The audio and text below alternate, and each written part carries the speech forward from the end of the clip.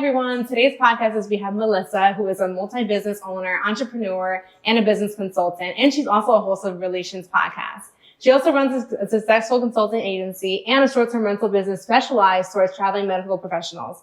She's also a savvy investor, and she's passionate about creating opportunities for others to help empower them for whatever their business journey is. So besides all of that, she loves long walks on the beach, creating good relationships, engaging in healing conversations, and also traveling the world. So please help me welcome Melissa to the show. Hi. Hi, everybody. Hi, thank you for coming. This is great. We have like so many good topics to talk about, especially in this new world of everyone like wants to do business, different things, and just kind of getting out of the traditional W-2 mindset. Yes. So can you kind of like talk us like about how you got into like the business consulting industry and kind of what that looks like for you? So for me, I've been in corporate America for 2 decades now. I know I look young, but I'm not that young. And for me, the natural trajectory of my career was either I be a VP of a company that someone else is making billions of dollars in, or I venture out to do my own thing. And I always thought about it. I always thought about, okay, when will be the right time to transition out? When have I gotten enough information or knowledge or like experience to be able to create my own thing? So I've always had that in mind. I always knew that at the time of like becoming a VP, I'm going to stop there and that's when I'll venture out. So it just so happens that in the middle of the pandemic, I was kind of confronted with it. And I thought, the greatest like transition you can do is like, where's the balance? So I was working for corporate America and a corporate company making millions of, they were all making millions of dollars and I was making them millions of dollars. And so I thought, maybe this is the good timing. So I basically built a proposal and I pitched to them the idea. Hey, listen, how about you take me off of the W-2, hire me as a 1099. I will be your consultant. I will do a lot of the same things that I'm doing right now. And this is the benefits for the business and this is the benefits for me. And I presented it to the CFO of the business and they were just shocked. Like what no one has ever done this before. What does this mean? And honestly, I don't even know where I got it from because no one taught it to me, right? No one told me that this is the way to do it. But there's this innate nature that I have for business and how to structure things to wow people and to like also, be able to advocate for yourself. And in corporate America, it's essential for you to advocate for yourself. Because that's the only way you grow. No one is going to give you. No one is going to give you what you deserve. You have to actually like ask for it. And so they were so impressed. I spoke to the lawyer of the business and they were like, how can we say no to this opportunity? This is amazing. Perfect timing. And so I just did that. And then in the process of that, I also got a new W-2 job because I just want to work a lot. I don't know why. I need to be doing something. And so I had another W-2 job. I started the 1099. I thought it would be a good balance to like do both and see like how the trajectory would work. And that's how I started. That was my first corporate client. I worked with them for about 1.5 years. And then I started getting smaller clients because I really wanted to like gear towards entrepreneurs and small business owners. And so I started to kind of just pitch that way. And I started with my marketing and just it's been flowing from there. That is interesting. So what kind of like tools are you kind of giving them? Are you just helping them with their systems, like marketing? What does that look like? It depends on where they are. One thing I've learned is that a lot of us are not business savvy. We just don't know, especially if we're creative people, right? There are a lot of creative people don't understand structure of business.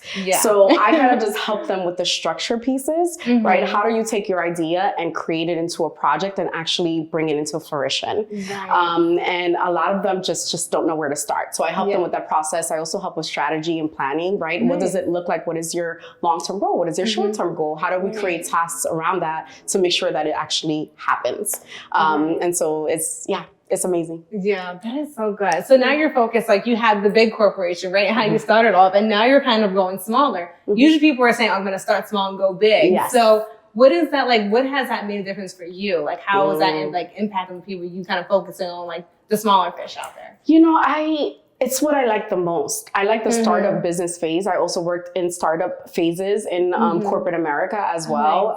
And I did the big corporations and I did the startup, but the startup is like the starting phases of it, right? When you're kind of already an established corporation, all you need is maintenance. But when you're starting something and like you're really like taking someone's idea and bringing it to life. Like to me, that's so fulfilling. Oh, yeah. And I'm just like, I want to just do this over and do over more again. of this. Yes. And so I just started with one client and I'll have 4. And I've just been helping just them like bring their ideas to life. And it's just, I don't know, I feel like you get to see like the 0 to a million piece rather than like million to a billion, which is like a different process. Right. And I'm sure it hits home different for people, right? That's where the excitement kicks in, right? If you have bigger corporations, they're like not as thrilled when they're going from the million to a billion. But for someone who's starting small to go to their first million, I'm sure it's like the best feeling ever to work with people like that. Yes, and it's also like the stressful pieces, right? Like it's not always that beautiful. Because it is a lot of sacrifice that comes in with that. So a lot of the consulting work that I do is like life coaching, like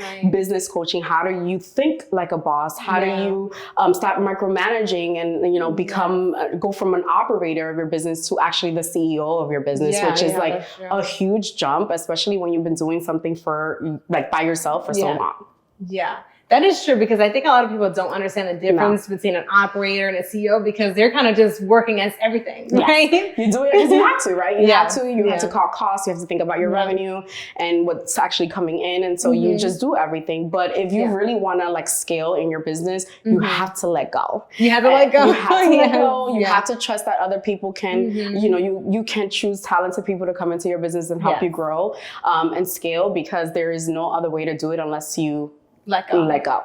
That's really interesting that you say that, because I know a lot of business owners, and maybe it's like the old timers in business where they say you have to be there because people are going to steal from you, or people are going to do this. So like, what would you say for that, for the people that are like kind of scared to let go because they think, oh, someone's going to steal from me or just not do the right thing?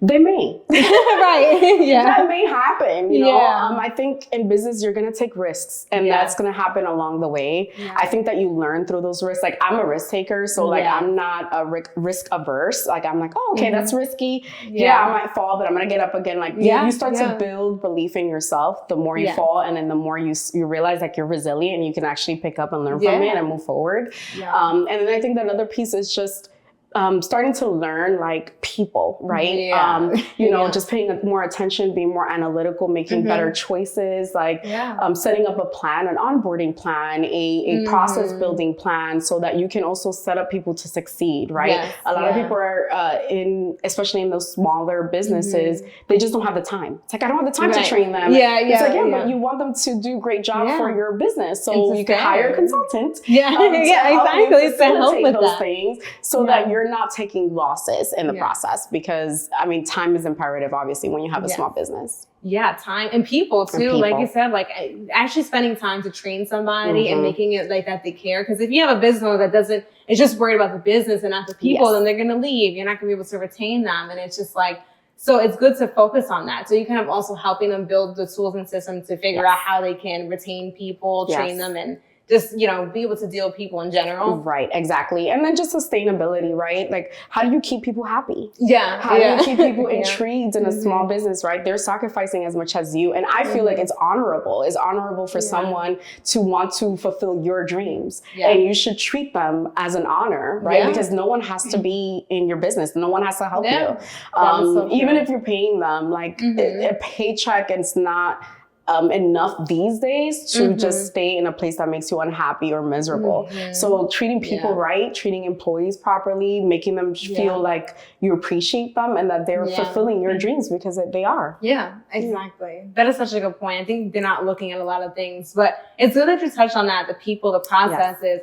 But also, like, you do a lot of content on social media, right? So you're doing a lot of that. So are you also kind of like incorporating that also is just like how to now do like today's world of marketing, which is mainly social media? Yes, marketing is essential. And I think as a startup, also businesses like, I don't want to put my face out there, or I don't want to do it. I'm like, no, content is king. Content is king.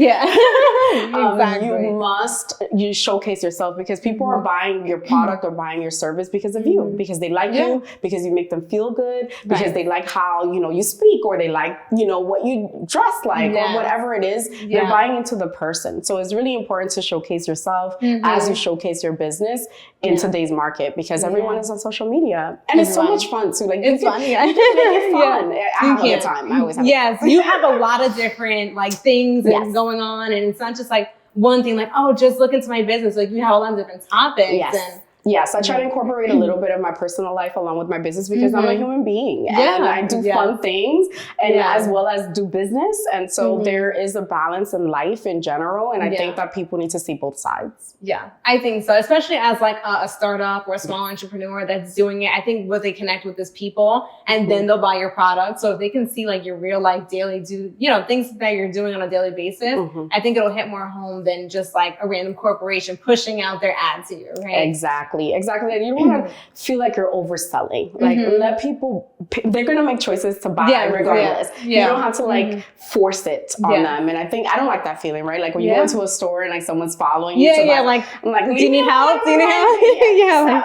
I'm just browsing. So I try not to do, you can't do that to people, right? Because you don't like it. So, treat others the way you want to be treated. And that's comes when it comes to business, that's when you want to sell something. Yeah, that is so important. So like, are you also like teaching them just like what kind of social media strategies to post? And especially if someone's like wants to be more reserved and say they don't want to put themselves out there, like what kind of marketing strategies would you suggest to like your startup entrepreneur for that? So it depends on what you're selling. So one of my clients, she's a hairstylist and she doesn't like to be on camera. So I'm like, okay, well, just show your hands cutting the hair, show your hands washing the hair. Like there's ASMR and like different other things that you can do where you don't have to show you, but you can showcase your work and also your voice, right? Like they might not see you, but they can hear you. And that hearing is huge, right? Like people can personalize and have a connection through that as well. So of course, there's different formats of communication. I have a major in communication, so that's what I mastered in school. So I understand communication and different forms of that, and like you can literally apply that to anything, especially when it comes to social media. Wow, when it comes to that. So that's good. I never knew that you had a major in communication. So has that really played a lot into your everything now, your business, your content? My business, my content, my relationships, my friendships, with everything, right? Communication is everything. I think that really understanding the structure of how to communicate with people, how you make people feel, how you connect with them. Like, I just think that it's just important to know how to connect with others and use every form of communication, even like energy. Like, energy is everything. Sometimes I don't say anything. I like walk into a room and be like, oh, like, I just wanted to talk to you. And I'm like, you did? Like I get that all the time. Like people just come up to me like, I just want to talk to you. And I was just like, oh, okay, well, let's talk. Exactly. So your energy speaks before you do. So like make sure you're clean and you're praying and you're honorable, because that matters. It matters. It matters. That's such a good thing. But like also like you talk about communications, right? And just like relationships and all that, not to go down, because I know you have a podcast, you talk about relationships and healing conversations also, but how can like business owners incorporate that instead of just being like I'm a business owner, I have to do this, and you have to be like tough and strong, and business is business. Like how can they kind of incorporate like having like more impactful conversations, connecting with their employees or customers? Like how can they kind of like deliver that also? I think it's just important to slow down sometimes. Like I know, even I'm an operator, so I get it. Like when you're in operation mode, you just want to complete goals and tasks. It's like, I need to complete these 4 things and I have this much time to do it. And so you oftentimes in those moments, you're like short with people and your energy is just very rigid. So it's like, slow down, right? Like for me, everyone's different, right? You have to figure out what helps you re-energize and like keep your energy like calm. So like for me, it's lighting and like going to the spa, getting massages, like creating moments where I can re-energize and keep me like at peace. Meditation, whatever it is, to like just center yourself. So I think more of that, especially when you're a business owner, you're doing so much. Self-care is imperative. So I'm also like huge on self-care, is like one of my niches, because I wouldn't have been able to do all the things that I have done up until this point if I didn't take care of myself. So please take care of yourself in 2025. Make that a priority. Self-care season. Well, what does your self-care process look like? Because I think everyone's different. So what does yours look like? So meditation, going to spas frequently, taking silent time. Like what I realized even through meditation was that like, silence and just laying there and doing nothing is like perfect. Like turn off the light, put nice lighting on, no music, no sound, just being. And I mean, I think it takes time to get there, because I think we're just so always like getting a lot of like distractions or noise, and we always need to do something. But don't even turn on the TV. Just turn it off. quote, turn off the light and just lay there in silence and stare at the wall. Like just that alone is like amazing for me. I just did that last night and it was great. Oh, that's amazing. Like, so there's something about silence that just hits me. Yes. And I just love being in my house with just like no noise. Nothing. Like it's quiet, it's peaceful. Yeah. And I think and it like also like kind of like going back to the self-care routine, because I've recently like implemented like a real morning routine. Oh, nice. I listened to Miracle Morning, and it was just kind of talking about like, you know, spending some time praying and then reading and then also like just silence. And it's just like spending that time like minute by minute definitely makes a big difference, like of how you even start your day, like going based off, instead of just jumping out of bed, brush your teeth and going to work, wherever you're going, like take some time and like relax, like treat your mind, pray, and then like have some silent time. So it's good that you have like your routine that works for you. Yeah. The beginning of the day is huge for me, especially now that I work remotely. I mean, I don't know how I'm going to do it going back to any office, but, it's gonna be but that morning time is huge, right? Like not doing anything, like not feeling like you have to jump and go. Like I think that's the pandemic taught us to slow down a bit and just take that moment in the morning to just be quiet. Yes, and just be quiet. Yeah, and it's amazing. Yeah. It's good. I think a lot of business owners need to implement that, you know, too, before they start their day. And just because if you kind of just start off in the morning, it's kind of look rough around the edges and you just go gung-ho right off the bat, 5 in the morning. And it's like, okay, how are you kind of relaying that to your employees and to whoever you're doing business with? It's like, it kind of will trickle down from that. So is that like also something you're implementing as a consultant, just like how they can also care for themselves before they even go out to the industry or the business? Yes. I got to really, you know, for the first time with one of my first initial clients, like there were 2 CEOs and I was helping them both kind of like leverage this newfound, you know, fame and like popularity and like business. And I would see them come in sometimes. I'm like, did you take a moment this morning? Do you need coffee? Right? Like that's not my job as a consultant to like get the coffee, do all the things. Your coffee. But it's just like taking the time to like realize that everyone is a person. We're all people. We're doing our best, right? And like not get so like in the let's get things done and just slow down. Like, okay, I'll bring breakfast for everyone in the morning. So I would do that. Like I'll just bring breakfast for our meeting this morning just to kind of make sure everyone is eating, you know? So just like the little things, like I don't know, I guess I'm the older of the 3 kids and I have 13 first cousins. So I'm a nurturer by nature. So I'm always attentive to that. So that's really, really important to just attend to your clients and just see how they're doing before you ask a task or an update. Yeah, that is amazing. So that's definitely like we have to take care of us first before we can go off and do anything else.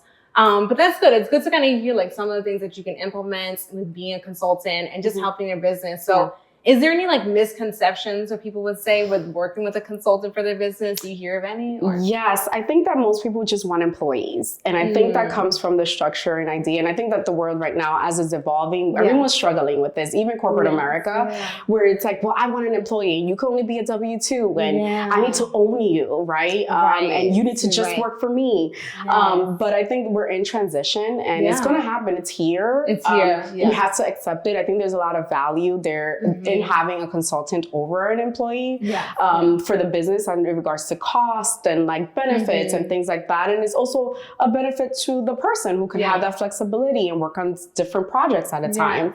And so I think we just need to like open up to the new world of being able to either receive support as well while you're actually building something from scratch, but also it's okay not to own people. We're not owners. We're free. Everyone's free. Yes, everyone's free. Let us go. Let us go and let us be free. Just to like allow ourselves to expand and see what else is out there. Like what would have been if I would have never went this route and would have just stayed in corporate America? Like where will my growth be? I can't imagine it. So we should, allow ourselves to expand, allow each other to expand and work together. Because really that's what it's about. It's like a collaboration. Yes. For sure. Yeah, I think it's like better to like collaborate over to like you said, own somebody, right? If you have, especially when, businesses go up and down, right? They have their good seasons and their bad seasons. But when they have all employees, you have to pay your employees through all those seasons, right? Yes. So it could be beneficial to have a consultant and you hire them when you need and you kind of just tap in at your highest peak, right? Like how can I perform when I'm going to be going into my season where I'm not doing so well? So I think that 100%. plays into it also. Huge. Like costs are a lot lower when you don't have to pay someone when they're not doing anything. And you know, and even for myself, like I could see that like a salary job is just sometimes you're getting paid for not doing much, right? So getting paid for the work that you do is also valuable, and being able to get paid for multiple clients, or you know, being able to even bring in clients to support each other. I think it's also building like in a little community, which I love.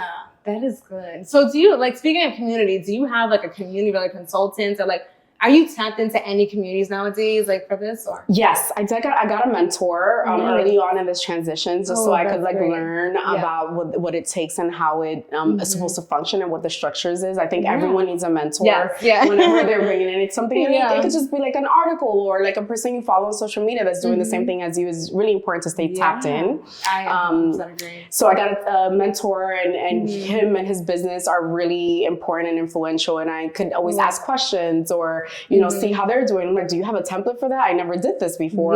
What does this legal document look like? What is the value of this legal? So like things like that, where you can Google it, but it doesn't really give you like firsthand information. It's super important to have like a mentor and stay tapped in. Yeah, I think I agree, because I think a lot of people try to, whenever they're in the new industry, they try to just DIY and just figure it out along the way. And like, there's so many people have done whatever you're doing before you 100%. that already have a model blueprint that can be followed. And like I said, having a mentor is definitely going to change that and at least shift you in the right direction. So would you say like, I know your mentor has helped you a lot, but like, have you already explored mentoring other people throughout the way, or? Yes, I've had people ask me to mentor them in different parts of my business, not even for consulting, but like in my real estate or my investing or my Airbnb work. And so I think it's so rewarding. I think it's just important to ask. I'm always open to mentoring people who are ready and who are, you know, dedicated to what they're doing, because it's rewarding. I want to pay this forward, right? Like this information, I'm not a hoarder of information. Like I'm all I'll tell you whatever you need to know, and it's okay to share information. We could all win. There's enough for all of us. There really is. Like we have enough to spread around. Yes, let's stop being stingy. Exactly. Let's share. Yeah, but and you mentioned too, like your real estate business too, because you're also doing that, and then you have real estate properties. So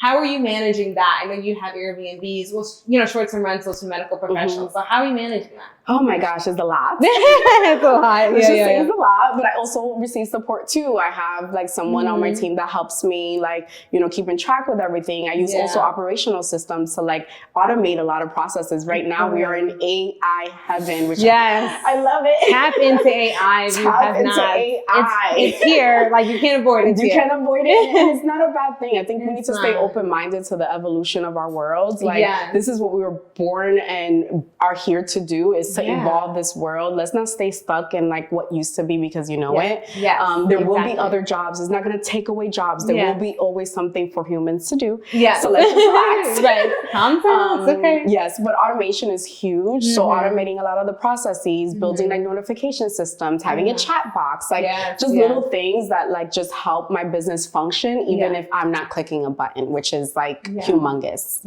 Because it's like, if you're already doing that job, now you're trying to manage that. And I know how that could be. You're trying to respond to clients and make sure your guests are okay, so they don't leave you a bad review or anything. So how are you looking to kind of scale that? Like now that you have a system in place to kind of be not hands-free, but at least, you know, you can let go of a little bit. Are you looking to scale out a little more? For sure. I'm ready to buy buildings. I want to own a whole Roosevelt Estates community. Roosevelt Estates. I love that. I would love to have like a street and a cul-de-sac, or maybe a building and then a community that I can build in multiple states, actually. I'm looking at properties in Atlanta and Houston, Texas, and Los Angeles, California, which, oh my God, RIP. I know. We'll pray for them. So your hometown, your home place. From California. I just love it. I'm from New York, from Harlem, New York, but I lived in California for many years, and I just prayers for everyone there. I just want to take a moment for that.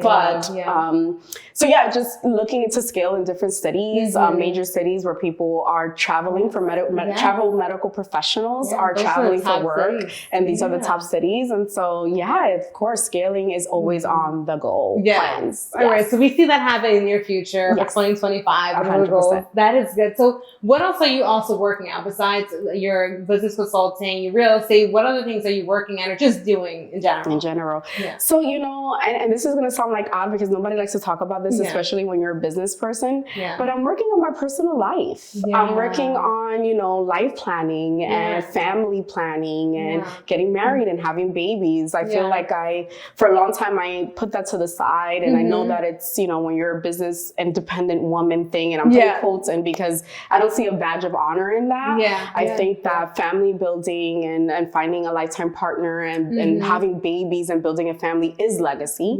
And it's not just the money that you're going to leave behind, but, you know, who are you leaving all of this to? And it wasn't until my mom passed away that it really set in on me. Like, oh my God, I have all these things and I have all these businesses and I have money, but what about my family? And so, like this year, I'm also focusing on family and, you know, love and like nurturing and motherhood and all the beautiful things in life. So, Oh my God, that is amazing. And I think we've hit like a very big shift. And like other people have said this too. It's like they're already moms and they're saying like, I'm taking more time to be a mom and be present and not just be, working and then spending a little bit of time with my children. So I think we are seeing a big shift where those like are our priorities now. It's not just like working and making money. That's great. We need that to survive. But also like, who are we? Like, what are our values? What kind of family do we want to build? And what kind of presence do we make on that? Yeah, and what does this all mean, right? Why are we doing all of this for? Exactly. I think the feminist movement, although it was a great thing for us, it also like created this like huge gap between being a businesswoman and being like a woman. A woman, yes. And so I love my womanhood. I like to tap into my womanhood and still be like the damsel in distress. Yes, like carry me, please. Open the door for me. Figure it all out. You know? I can't open the door. My hand's broken. So I like to I don't want to ever get too hard because I'm business oriented and I love business and it is a huge part of who I am. I don't want to like lose my femininity and like I still want to be a girl at home and you know have my like husband like you know I don't know making me breakfast or something. right. And my little babies running around and just having just community and even like sitting back one day as like I don't know a 85-year-old woman like looking at my kids and my kids' kids and being a grandmother and you know all of those things matter too. So I don't think we often talk about that, but I think we should more. I think so. And I think like everything happening now is probably not going to matter as much as like that future, right? Like the kids, our kids, that's going to matter so much more to us like down the line than whatever little business thing that we're involved in right now, right? So I think that will consume us most of our time and energy. And a lot of us aren't looking at the big picture. So it is good and important that you're saying that. And also like tapping into our femininity. It's like, we are just like trying to be strong women and just go and like, oh, we got it. We'll do it by ourselves. But it's okay to have a partner that like shares our responsibility and just like helps alleviate that so we can just be more. Let's multiply. Like I can't wait to buy a building with my husband. Right. Like, that's like what you should want to do, right? That's how legacy is. Legacy is not about removing men from the equation. That's not what women empowerment means to me. We can't just cancel men now. No, we're not canceling men. We love them. I love men. We love our men. We love them. And I want them to stick around and I want them to be empowered and I want us to like get back to like really building like generational wealth and as in partnership and in community. Yes. I love that. That is so amazing. So those are the focuses we're going to work on this year. Yes. I know you like to travel also. So any travel destinations? Oh my gosh. I know you anything good for this year? Yes, you know, I definitely, that's always on the program. Yes, I want to do Africa this year. A lot of more African countries. Ghana is first on the list. And I want to probably go and like maybe take a month and just go to multiple places in Africa because, you know, obviously it's a huge continent and it has many different parts of it. And I just want to explore there more. So definitely focus on that. And Dubai, which you and I have discussed. I'm nervous about going to Dubai because I feel like I won't come back. Yeah, I know. Yes. So you're going to love it for stay. Yeah. That will eventually be my second home in Dubai. So I'm like scared to go, but I definitely is on the list of things to do too. Yeah. That's good. So you have so many exciting things in 2025. Yes. I do have one surprise question for you. Ooh. It is a card from the Dire CEO podcast. Ooh, and I don't know what the question is, so you'll have to read it. Okay. What did you learn from your greatest failure? Oof. Greatest. I mean, I don't think if I had a greatest, I had so many. It has so many. You know, I think resilience is like my biggest lesson. Like knowing that no matter what, you can come back from it. Like nothing is the end until it's the end. Right. So as long as you have breath and you have will, cry it out, scream it out, take the L on the money or the losses or the time, and then brush yourself off. Yeah. And try again. Yeah. It's really that simple. So just don't give up on yourself, believe in yourself, and know that no matter what, you can overcome it. Yeah, that is beautiful. That was a wonderful answer. I love that. Well, thanks so much. It was so nice having you. Can you just tell them like where they can find more about you if they want to book a consultation? Like, can you just tell them where they can find that? Yeah, so mmr.llc on Instagram, and my website is consultmmr.com. And feel free to email me, contact me, DM me, whatever you need, and I will be here to support you. Yes. Thank you guys for tapping in. Don't forget to click the link for the Real Estate Done Right community, and we'll see you guys next time. Thank you. Bye.